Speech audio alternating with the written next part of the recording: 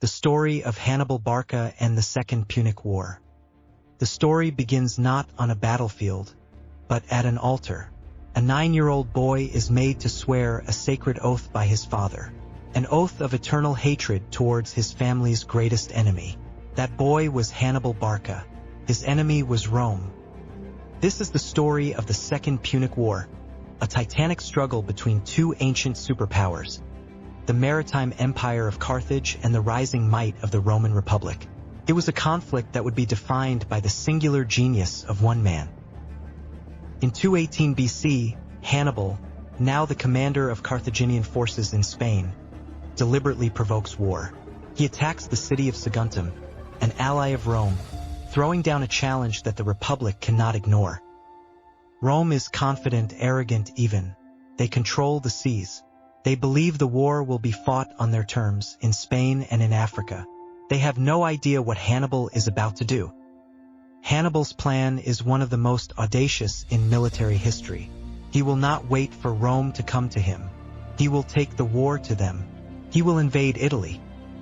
But with Rome controlling the seas, he cannot invade by ship. He will do the impossible. He will march his army, tens of thousands of infantry, thousands of cavalry, and dozens of war elephants, over the snow-capped peaks of the Alps. His army is a mosaic of the Carthaginian Empire: Libyans, Numidians, Iberians, and Gauls. Their loyalty is to him, not to Carthage. He begins his epic journey. The crossing of the Alps is a nightmare. The army is attacked by hostile mountain tribes, battered by blizzards, and demoralized by the terrifying heights. Men and animals slip from narrow cliffs and fall to their deaths. The war elephants, his secret weapon, suffer terribly in the cold. Many of them will not survive the passage. After 15 days of hell, a battered and depleted army descends into Italy. Hannibal has lost nearly half of his men, but he has achieved the impossible. He is in Rome's backyard. The news sends a shockwave of disbelief and fear through Rome. Hannibal was not supposed to be here. The Republic scrambles to assemble its legions. Hannibal immediately demonstrates his brilliance. At the battles of Ticinus and Trebia, he uses superior tactics and his formidable Numidian cavalry to crush the first Roman armies sent against him. The following year, he sets a trap. On a foggy morning along the shores of Lake Trasimene, he ambushes a consular army, annihilating it completely. It is one of the largest and most successful ambushes in military history. Rome is in a state of panic. They appoint a dictator, Quintus Fabius Maximus, who adopts a new strategy. He will not face Hannibal in open battle. He will shadow his army, harass his supply lines, and wage a war of attrition. This becomes known as the Fabian strategy. But the Roman people and their senators grow impatient. They see Fabius's tactics as cowardly. They demand a decisive battle to crush the invader once and for all. In 216 BC, Rome assembles the largest army in its history, an enormous force of some 80,000 men. They march to confront Hannibal's smaller army near the town of Cannae.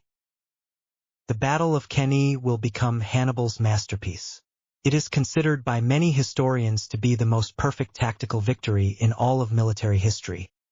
Hannibal arranges his army in a crescent shape, with his weakest troops, the Gauls, bulging forward in the center. His elite African infantry are held back on the flanks. The Romans, confident in their superior numbers, charge directly into the weak Carthaginian center, which, as planned, slowly gives way. As the Roman legions push deeper, Hannibal's elite infantry and cavalry swing in from the flanks, completely encircling the Roman army. The trap has been sprung. What follows is a slaughter. The encircled Roman soldiers, packed so tightly they can barely lift their swords, are systematically cut down. By the end of the day, as many as 70,000 Romans are dead. It is the single bloodiest day in Roman history. Rome is left virtually defenseless. Many believe Hannibal will now march on the city itself. But Hannibal does not march on Rome. It is a decision that has been debated by historians for centuries. He lacked the siege equipment and the manpower to take the heavily fortified city. Instead, he hoped the devastating victory would force Rome to sue for peace. But Rome did not break. In their darkest hour, the Romans showed their most defining trait: an unbreakable, stubborn resolve. They refused to surrender. They raised new legions and returned to the Fabian strategy. For the next decade, Hannibal remains in Italy, a feared and dominant force. But he is unable to deliver the final, knockout blow. He is a general without a state, living off the land, his army slowly dwindling. Meanwhile, a new Roman general has emerged. A man who has studied Hannibal's tactics and is not afraid to use them against him. Publius Cornelius Scipio. Scipio does what Hannibal did to Rome. He takes the war to Carthage's backyard, invading North Africa and forcing the Carthaginian Senate to recall Hannibal to defend his homeland. In 202 BC, near the town of Zama, the two greatest generals of the age finally meet in battle. Hannibal's army is a shadow of its former self, made up of raw recruits and his few remaining veterans. Scipio's army is well-trained and his cavalry, led by the Numidian king Massinissa, is superior. Scipio devises a brilliant tactic to neutralize Hannibal's war elephants, creating lanes in his formation for the beasts to run harmlessly through. In the end, it is Roman discipline and superior cavalry that win the day. Hannibal suffers his first and only major defeat. The Battle of Zama ends the Second Punic War. Carthage is forced to accept a humiliating peace treaty. Its empire is gone. Hannibal, even in defeat, remains a towering figure. He tries to reform Carthage, but his political enemies and the ever-watchful Romans force him into exile. For the rest of his life, he is hunted by the Romans, who fear his genius even in old age. He serves as a military advisor to other Eastern kings, always dreaming of one last war against his hated enemy. Finally, in his late 60s, cornered by Roman agents in Bithynia, Hannibal chooses his own end. He takes poison, which he was said to have carried in a ring for just such an occasion. His final words were reportedly, "Let us relieve the Romans of their anxiety, since they have not the patience to wait for an old man's death." Hannibal's legacy is immense.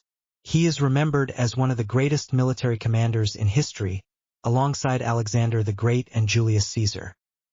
His strategies and tactics, particularly the double envelopment at Cannae, are still studied in military academies around the world today.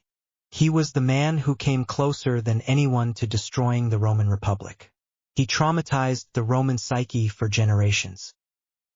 His story is one of history's great what-ifs. What if he had marched on Rome after Cannae? The world we live in today might look very different. But the story is also a testament to Rome's incredible resilience. Their refusal to break under pressure is what ultimately allowed them to conquer the Mediterranean. The Punic Wars were more than just a struggle for territory. They were a clash of civilizations, a fight for the future of the Western world. It is a story of individual genius against the power of a collective state.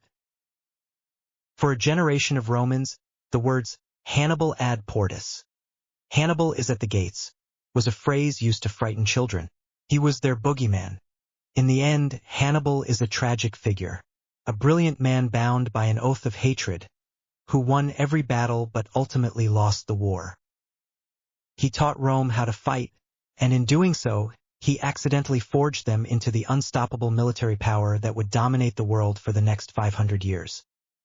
His life is a powerful, timeless lesson on the all-consuming nature of hatred and revenge. The ghost of his genius still haunts the pages of military history, a commander so brilliant that his greatest victories are still considered masterpieces of the art of war. Thank you for joining us for this look into the life of Rome's greatest enemy. If you found this story compelling, please subscribe for more deep dives into the past.